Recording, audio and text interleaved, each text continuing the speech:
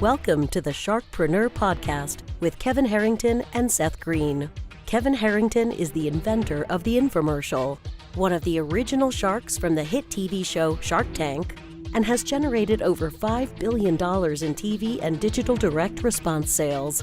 Seth Greene is the world's first trusted authority on cutting-edge direct response marketing, a best-selling author, and the only 3-time Marketer of the Year nominee. On the podcast, Kevin and Seth interview sharkpreneurs who share straight talk on what it takes to explode your business.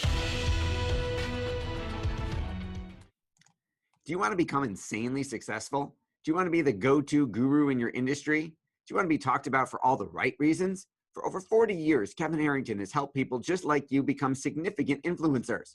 Now he's broken the process down in the Key Person of Influence roadmap, and it's yours for free. Just text KPI to him at 727-888-2100. Text KPI to 727-888-2100 right now and claim your free step-by-step guide. Text KPI to 727-888-2100 to get the recognition you deserve and experience the success as the go-to voice everyone listens to in your industry today. Welcome to the SharkPreneur podcast. This is your host, Seth Greene. With me, as always, is the inventor of the infomercial and the original shark on the hit TV show Shark Tank, Kevin Harrington. Kevin, thanks for being here. Seth, great to be here. Good seeing you, buddy. Thanks. Some exciting stuff today, I know. We do. We are joined by Nathan Hirsch of FreeUp.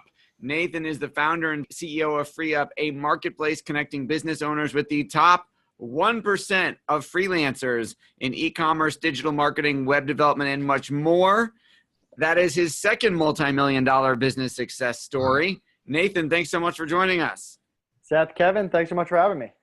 Let's do the short version. I believe you founded your first multi-million-dollar success story out of your college dorm room. Yeah, so my parents were both teachers growing up, and I always had the mentality that I would go to college, get a job, work for 40 years, retire, and that was going to be my life. Well, I had these summer jobs, summer internships that I absolutely hated, and I learned that I could never work for someone else and be happy. So when I got to college, I kind of looked at it as a ticking clock. If I didn't figure out a way to start a business before I graduated, I was going to have to get a job and be miserable for the rest of my life. So I started hustling, and I started buying and selling people's textbooks, competing with the school bookstore because I thought they were ripping people off. They were. And before I knew it, I had lines out the door of people trying to sell me their books, to the point where I actually got a cease and desist letter from my college telling me to knock it off because I was stealing too much of their business. So that was my first glimpse into being an entrepreneur. And this was 2008. So Amazon was just bursting onto the scene. I got pretty good at selling there because I was selling these books.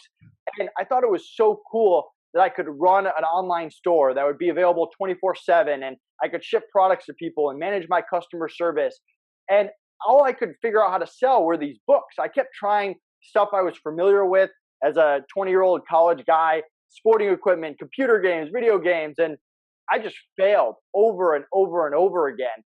And it wasn't until I branched out of my comfort zone and found the baby product industry that my business took off. So if you can imagine me as a 20-year-old single college guy selling millions of dollars worth of baby products out of my dorm room, that was me. And that was how I started my first business. Hey, Nathan, that's a great story. I love it. And hey, whenever you get a cease and desist, in college, that means you're probably doing something right. Okay. So that's pretty cool.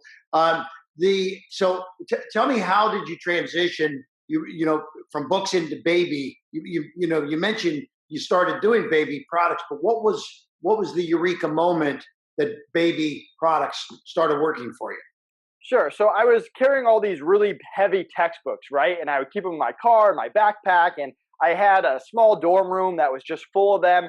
And I always just wanted a better way. I knew I didn't have a lot of money. I had a few $1,000s saved up from these summer jobs, so I couldn't go out and buy all this inventory.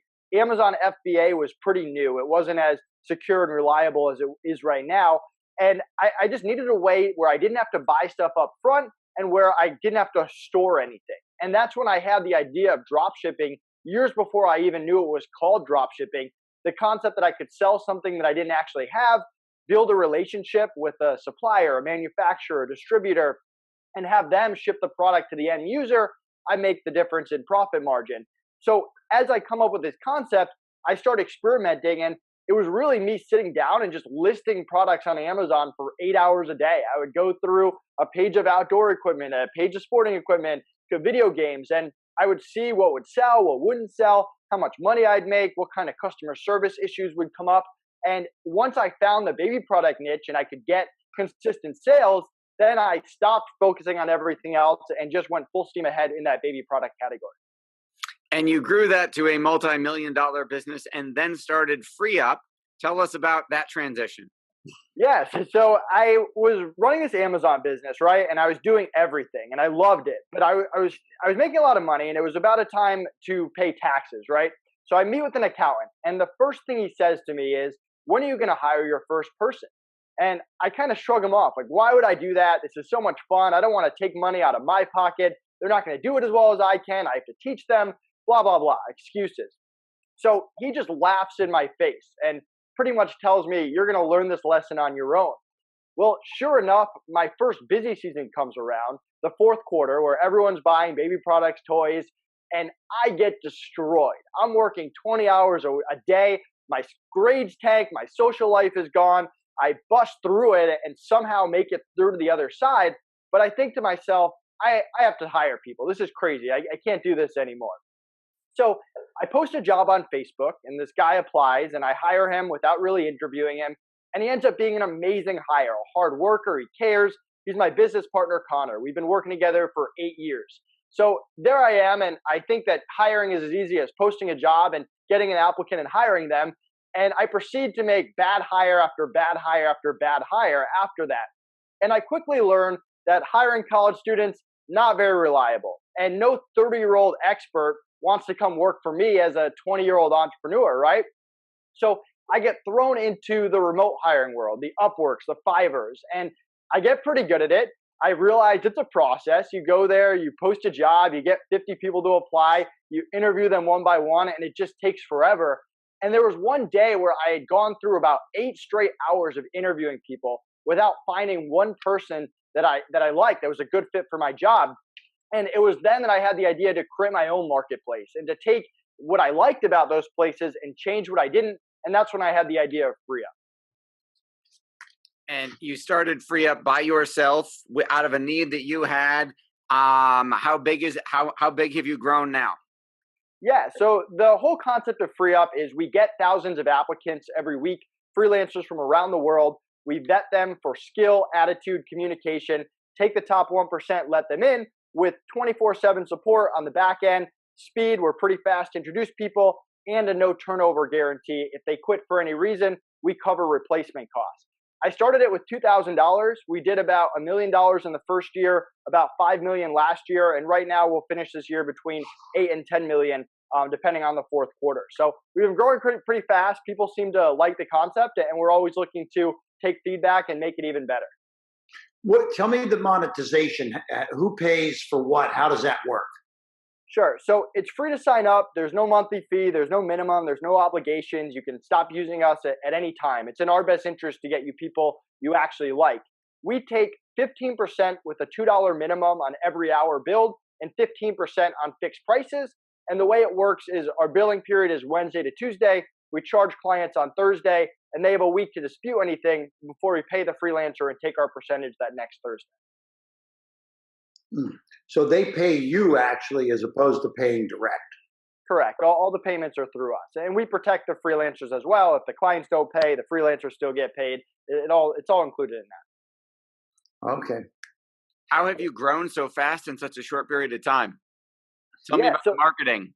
Yeah. So one of the coolest things is we didn't really spend much on marketing until about a year ago. This is year 3. Off the ground, we implemented our referral program. So any clients that come from you, you get 50 cents for every hour that we bill to them forever. And we paid out over $150,000 last year in referral money. So that's a lot of 50 cents that gets paid out. But what we did is we targeted influencers. We targeted business coaches. We targeted podcast hosts, people that have communities of business owners that want to hire. So we looked at it as a win for everyone. They get to direct people to us instead of directing them to Upwork and Fiverr, where you don't know what kind of experience they're going to have.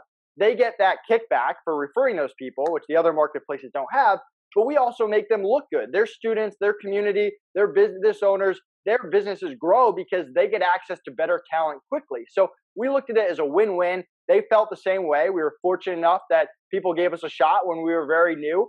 And we were able to really branch off that, spending very little money. I mean, even today, we spend a few $1,000s a month on Facebook ads, nothing crazy.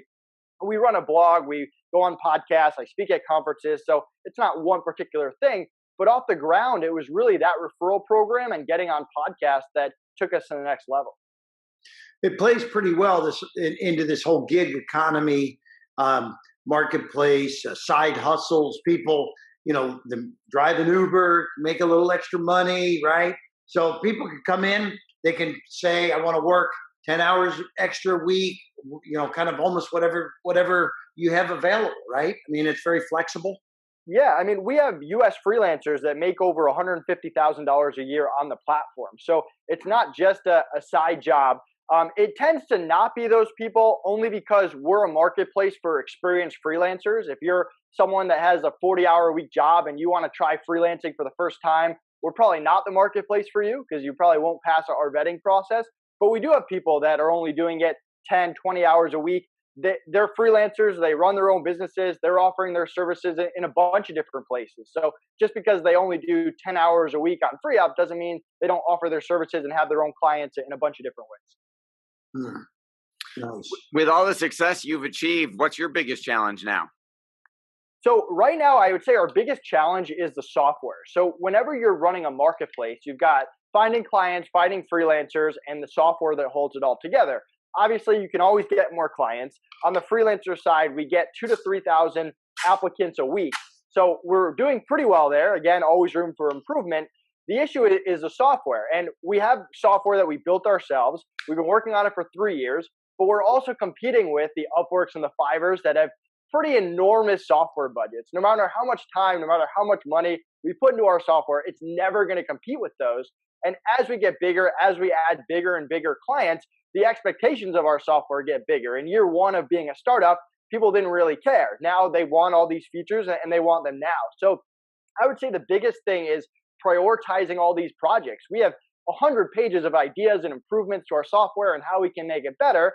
How do we prioritize and say, hey, this goes before this? Hey, this is a 1-year project. This is a 2-week project. Let's do this first. And really figuring out what are the next steps that we can realistically take over the next 2 years to get our software where it needs to be. What do you like best about what you do? What I like best is we're entirely remote. I mean, we have no office. We have no overhead. We don't even have any employees. We outsource all of our day-to-day operations to VAs on the platform. All the high-level stuff is freelancers that our clients use as well for our Facebook ads, our blog, stuff like that. So it's pure flexibility. It's pure freedom. I can be anywhere at any given time. I don't have to work 9 to 5, even though a lot of times I do. But there's really no restrictions. Actually, one of the worst business decisions I ever made with my Amazon business was opening up an office. I almost created a 9 to 5 job for myself because I had to go there every day when the business didn't need it at all. So I really like the flexibility and obviously the ability to implement my own ideas in real time. Where do you see yourself, Nathan, in 3 years from now? I mean, you had an amazing startup, and I've just listened to your challenges with software, but it sounds like there's great opportunity. What's the big picture here? Yeah, it's a great question. And I'm a very much a short-term thinker, which has its pros and its cons. I mean, if you had told me when I was in college that I was going to sell baby products, I wouldn't have believed you. If you had told me 4 years ago I'd be building a freelancer marketplace, I probably wouldn't have believed you. So I'm not sure. I've never grown a business from $5 million to $50 million before. So right now that's the goal. And if other things come up, whether it's the opportunity to be bought out or get investments or add on a partner, I'm kind of keeping all my ears open. But right now, my focus is on growing FreeUp and getting us to that $10 million mark to end the year, and then focusing on what we can do next year to take us even further. All right. Awesome. Anything else you want to share that we didn't think to ask you?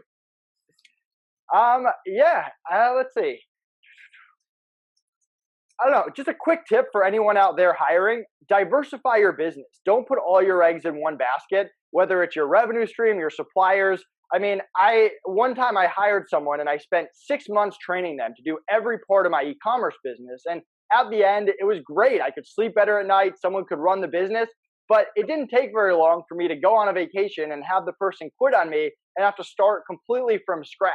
So whether you're hiring one person for customer service at 40 hours a week and instead you can hire 2 for 20 and protect yourself, or departmentalize a little bit, or hire a different agency to handle different parts of your social media, within reason, try to protect yourself and diversify your hiring just like you would at any other part of your business.